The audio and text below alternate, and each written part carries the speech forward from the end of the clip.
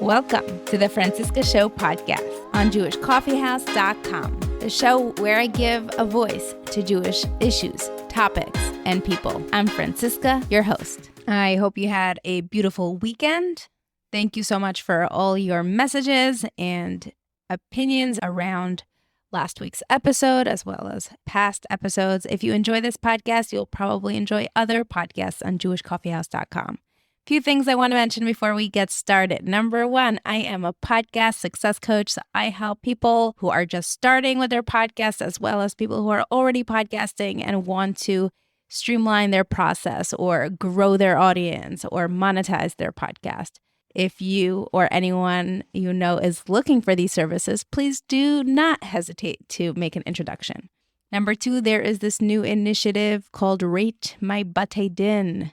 I will post the link in the show notes, and this is an initiative done by Ora and Chochmat Nashim.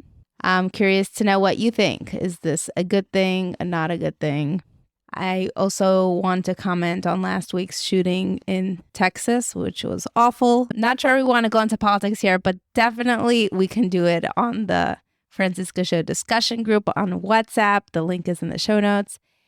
And lastly, I don't know if you've heard, but last week I posted on my stories about the molestation case, a Rebbe in Israel who allegedly molested at least 15 5- and 6-year-olds in a gan. This is just so tragic and horrific. I'd love to hear from you what great ideas and strategies we have to create safer spaces for our children and how to better educate our children to detect unsafe behaviors. And of course, if you or someone you know wants to come on and share their story, we do have the No More Silence series available to you or anyone you're close with who would like to come on and talk about their personal story of abuse. Okay, I hope you enjoy this episode and stick around until the end to see what's coming up next week. Welcome back to the Francisca Show. Today we have yet another episode with a listener who is brave enough to come onto the show and talk about her personal struggles and experiences. And the topic for today is choosing mental health over having children right now. So welcome to the show. Tell us a little bit about your background, and then we'll go into more of the conversation that this conversation inspired, which a lot of it had to do with the birth control panel and then the financial episode. On the discussion group, we had a lot of conversation around capability of having children and when do you get a heter and what are the dynamics. And then you offered your experience as a new perspective, dynamics that may impact a family's decision. So the mic is yours. Let's get started. All right. I'm a special ed teacher and I live in Manhattan, though I am from a community not in the tri-state area.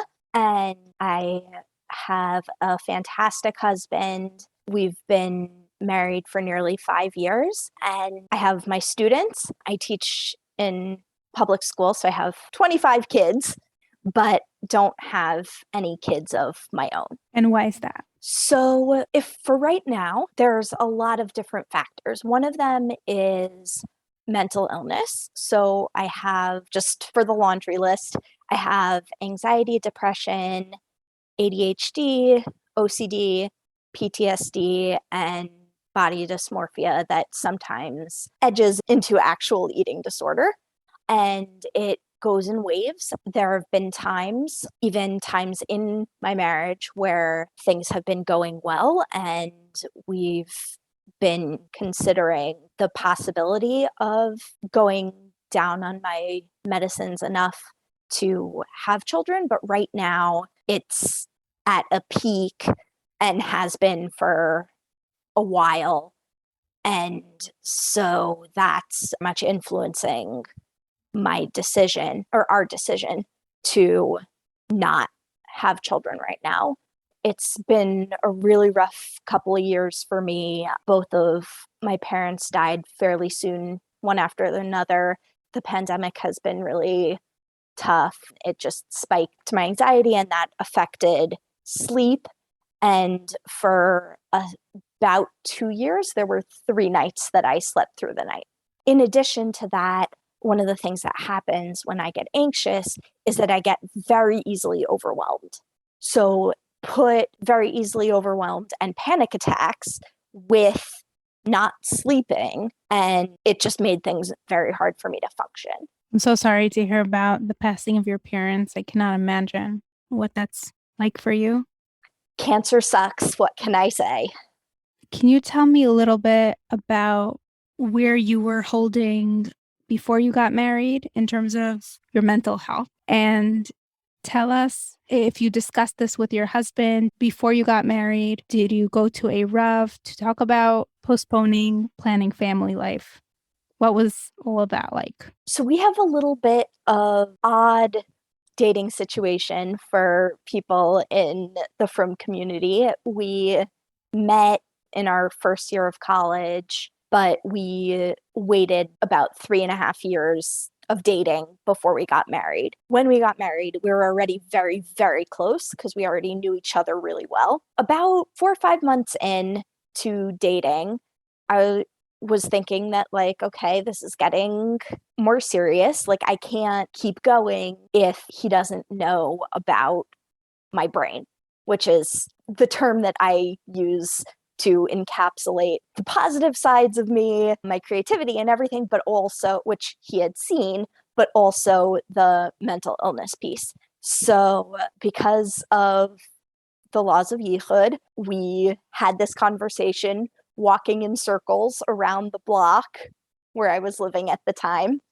And I explained, gave him the laundry list, which at that point was shorter than it is now because things have come up.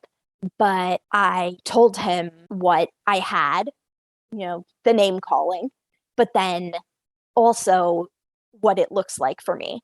And I was absolutely floored when he responded with, "Oh, I have some of those things too."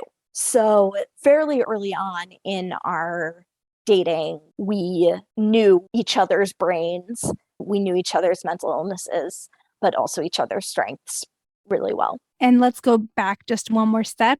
What is your religious background? Did you grow up from, and your husband as well? Both of us come from not originally totally from families. So both of our mothers grew up conservative. His father grew up modern Orthodox, and my father grew up unaffiliated. But by the time we were both born, our families were entrenched in the modern Orthodox community. Did you go to a rabbi for psak after you got married right away, or was it just assumed that you're not ready? So in our Kala and Chatan classes, it was just assumed that we were going to be using birth control. Definitely explained the mental illness factors to my Kala teacher. I don't know 100% what happened with my husband's Chatan teacher, but it's also somebody who he's known for a long time. He probably knew some of the background, but it was just assumed that we were going to be on birth control.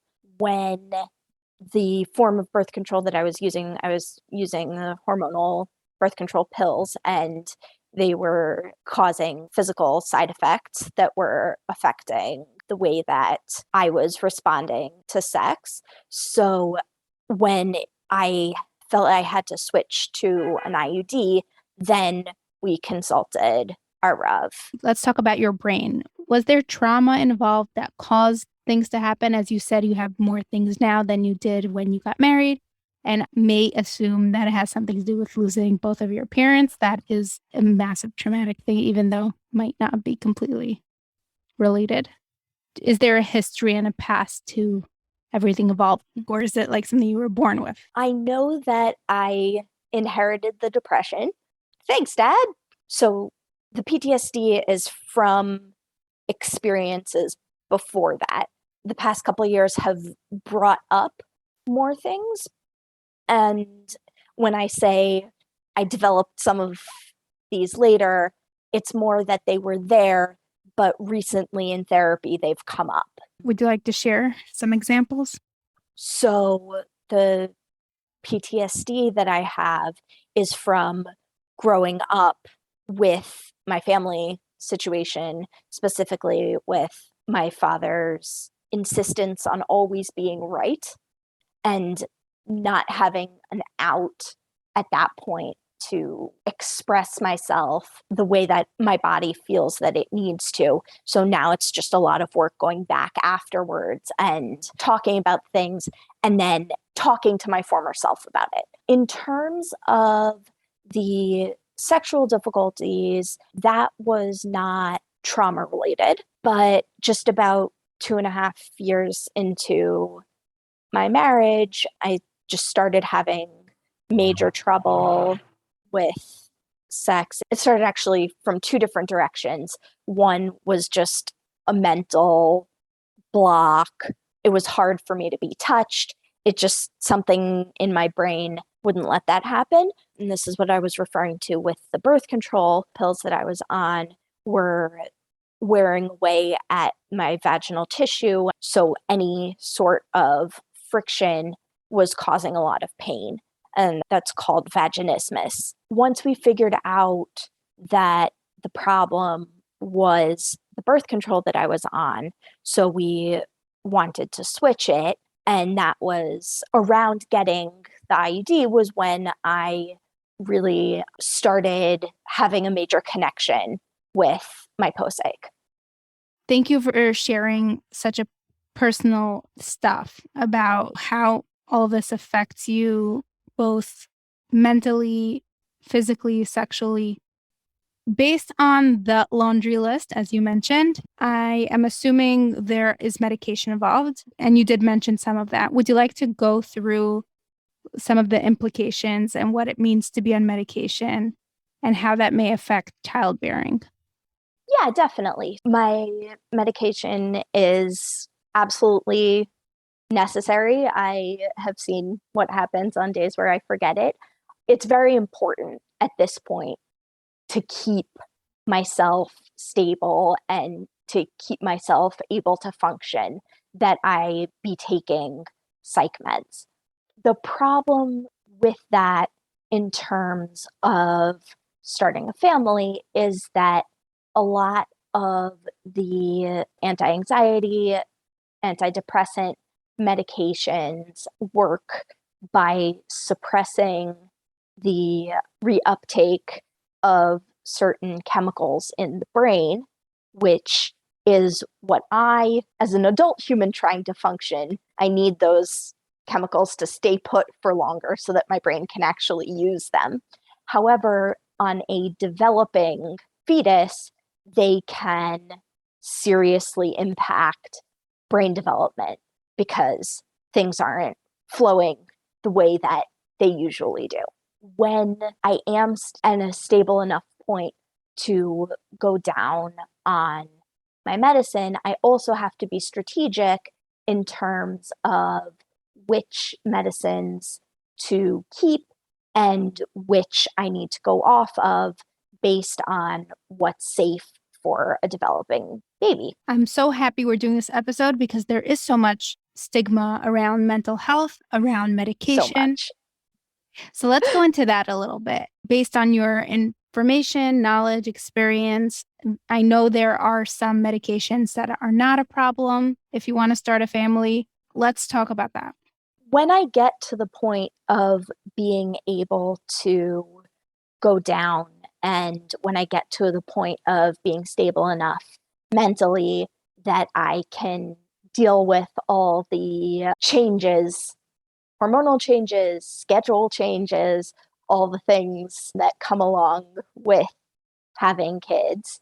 When I get to the point where I feel that I'm ready for that, then the course that has been suggested to me is to go to a reproductive psychiatrist, which before this happened, I didn't even know such a field existed, but it's cool. Apparently, every year they come out with an updated list of which medicines are safe for pregnancy and nursing and which ones are not. And I have been told by my current psychiatrist that the list is getting longer, that it goes with more things being included in the safe list.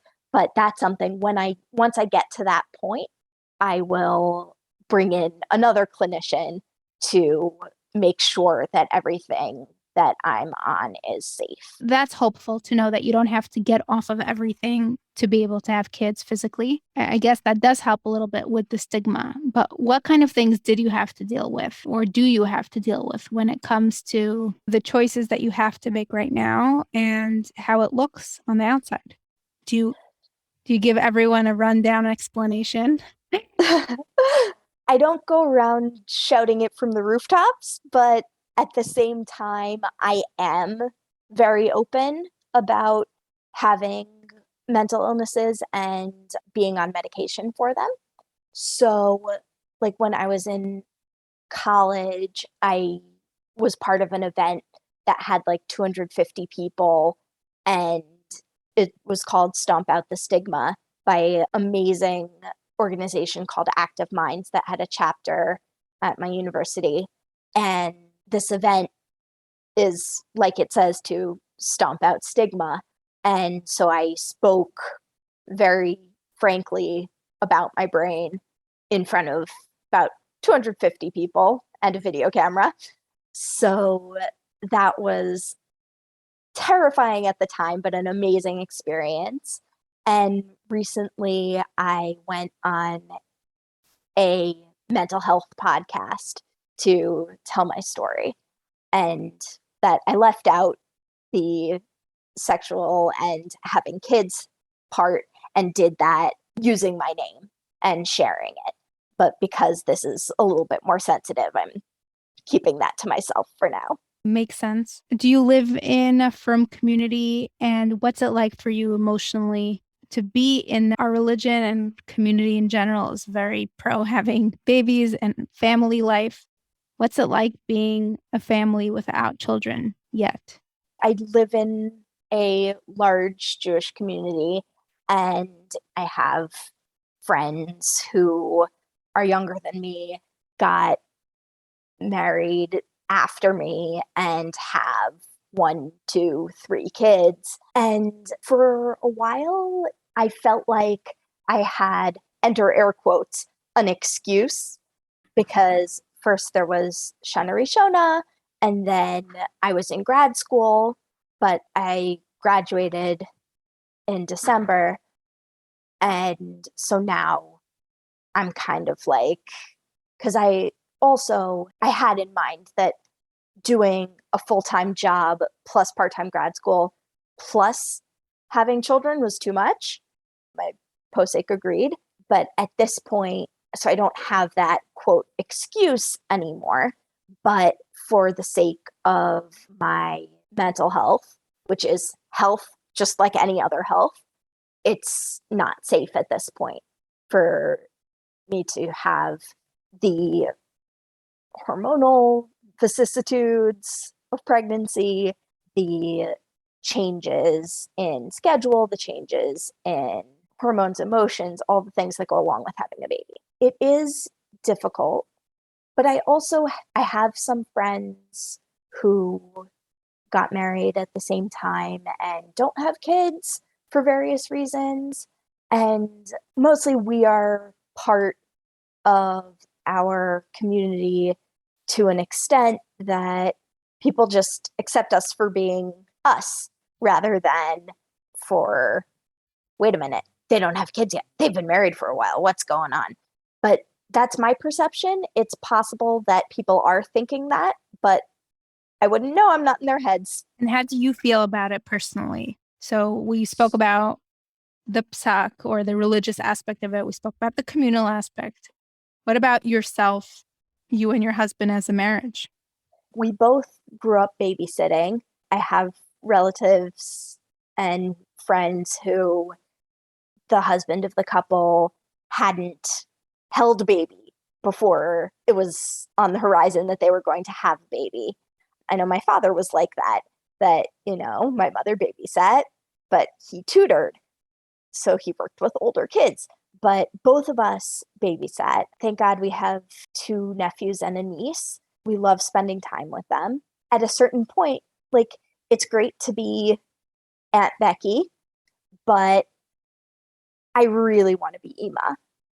And that's really hard for me. So whereas before it was since I finished grad school, it's been more on our minds. Before then, it was great. I absolutely loved playing with my nephews and niece and just being there for them in the capacity of an aunt.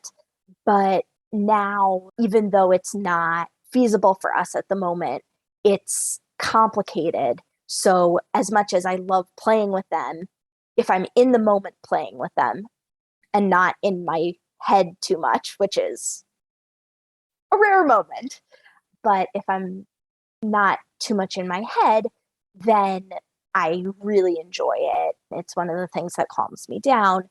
But if I start thinking about it too much, then I start realizing like these aren't my kids. I can't have kids right now. I want kids right now. And so it's kind of a tightrope to walk. And what about your husband? Do you feel like you're failing him? Do you feel like there's a date, an expiration date to how long he's going to put up with this? I'm asking questions. I'm just pushing a little bit. Yes, that is definitely something that is on my mind. We both want kids, but we also want each other to be healthy and want each other to be okay with it. And he has his own things as well. So it's going to be difficult for both of us. We're both very dependent on sleep. The irony is my body doesn't naturally sleep. So that's going to be a major adjustment. But yeah, it's very hard to not feel like this is all my fault. And if he had married somebody else, he would have kids by now. Yeah, thank you for sharing that, because it is at the core of women struggling with their identity, because you feel like this is what we're meant to do or be able to do with our bodies at the point when it's the right time and the right scenario. But you can potentially be going through, my body's failing me or my brain is failing me.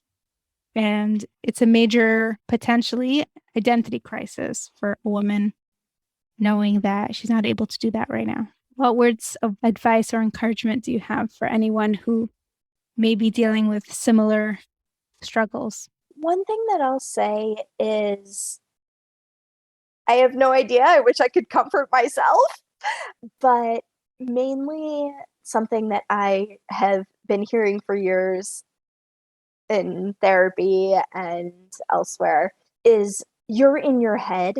So everything in your head seems loud and present. Other people are not in your head and they're going about their lives. They're probably not thinking, they're probably not judging. It's not definite. It's very true. It's a lot about the fear that we have of what other people think. And the fear is usually much bigger than what you're actually dealing with. So, Agreed. yeah. One piece of advice that I did just think of that I can give is if you're in a situation where there's halacha involved, find a posek who is absolutely an expert. And that's something that I've said for a long time. Anybody can say no. It takes a gadol to say yes. But I'm finding throughout this journey more and more that the greater the Rav and the more confidence they have in their psak, the more permissive they'll be in general. I know this isn't always the case, and halacha is always key and is always on the forefront of any psak that I've gotten. But our Rav has allowed things for both of us that I definitely did not think that anybody in the modern Orthodox, Machmer sphere would say. So an example of that is that part of my, I'll say, sexual journey, for lack of a better term, or my journey through the negative sides in the last 2.5 years, that at this point I'm getting a little bit better about like being hugged without being asked first, which 2 years ago was definitely off the table. It's like anytime my husband touched me, he had to ask. So I'm getting a little bit better at that. But at this point, anything, and the body dysmorphia eating disorder part plays into this as well. But it's very hard for me to be unclothed around my husband and feel comfortable about myself. It's hard for me to be unclothed around myself and feel comfortable about myself. So one of the things, like, because there's no intercourse happening, is that our Rav, who I'm going to say is a very prominent and respected Rav in our community and also in other places. He has a lot to do with affiliations with a bunch of different organizations. So he's not just in my community. I happen to be blessed that he is part of my community. He's a name that people may recognize in the modern Orthodox Machmir sphere. One of the things that he has given a heter for is for my husband to engage in solo sex. And that to the end of letting me work through what I need to work through in therapy so that I don't have this crushing guilt of, look at all these things that I'm preventing my husband from doing. I just want to thank you for going all the way there. Well, hopefully it's not just uncomfortable, but it's a relief to be able to share it and get it off your chest. Maybe I'm wrong. I've found for myself and have experienced both with my husband and with friends is really there's, at this point, the world is opening up more. And I know should is a word that doesn't mean much, but there shouldn't be stigma associated.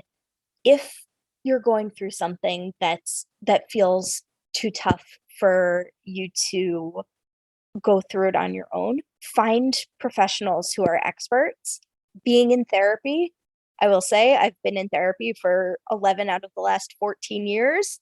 And right now I have my personal therapist, my individual sex therapist, and our couples sex therapist, as well as my psychiatrist. So really, I'm a big proponent of therapy, and it can help with a lot of different things. And if you feel like you're in a situation where you're stuck, definitely you have my endorsement in there being no shame in reaching out for help. Are there any closing remarks? One thing, I'm kind of saying this to myself as I'm saying it to other people, is our community can be very cookie cutter at times. And just being your authentic self is, we feel like we have to fit into a mold, get married, have kids, et cetera, et cetera, et cetera. I definitely feel like there's a mold that I'm supposed to fit into. But really, you have to do what's best for you. And at this point, what's best for me is not necessarily what's best for other people. For other people who might be struggling with things, mental illness, it's super common, like 1 in 4 to 1 in 5, depends which statistic you happen to be reading at the time.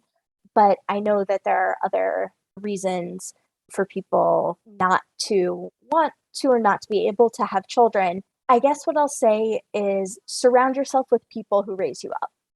I wouldn't be here without the support of my family, especially my sister, my husband, my mother-in-law, who's phenomenal.